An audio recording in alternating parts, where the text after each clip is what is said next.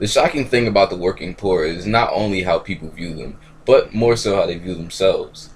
It does appear that they work hard, harder than the average upper or middle class R&B singer, yes, but they're still seen as underachievers because I guess they aren't doing as well as the upper classes are. But I don't know what I'm talking about. That's why I went and got writer David Shipler with me to talk about the working poor. Yes, I contacted him especially for this project. Now, let's see what's in store for the working poor. I swear to God, I did not do that on purpose. Mr. Shipler, can I call you Dave? No. Dave, where do you feel as though the working poor class originated?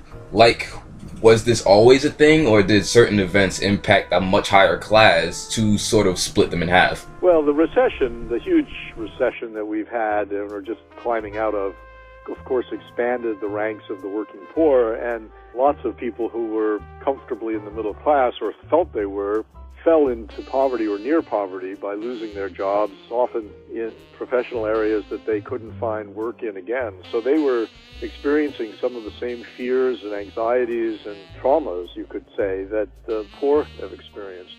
There's no question that there's been a real downturn, and you can see it in the statistics. The percentage of people below the poverty line for the last 2 years has been about 15%. That's quite high. So yeah, I see what you mean.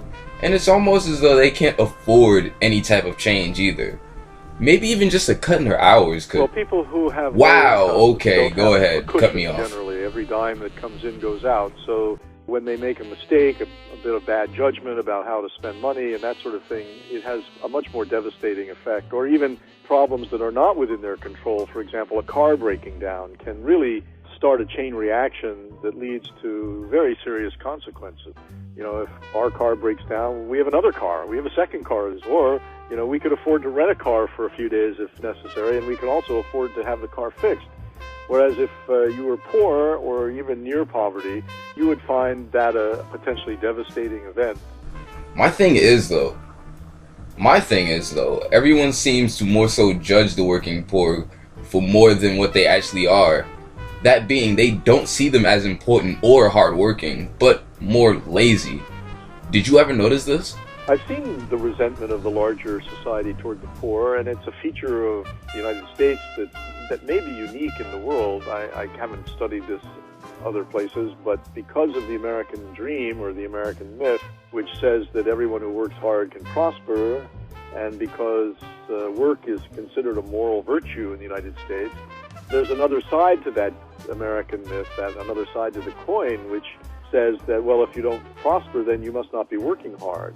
And therefore, you must be somehow lacking morality and willing to benefit from the larger society without doing your share. I remember asking a woman in Cleveland who was getting up at 3 or 4 in the morning to go to work on a bakery assembly line how it was that she found herself in poverty. And her answer was one word: lazy. She said, "I'm lazy."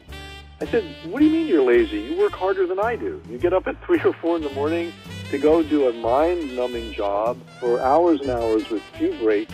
How can that be lazy?" Well, she didn't quite have an answer to that, but I think she had been told by politicians, by the larger society, maybe even by her own family, that it was all her fault, that she was lazy. Well, Dave, this is going on really long, and my class period is running out. I'm going to have to cut this short a bit, so... Well, thanks very much for your interest.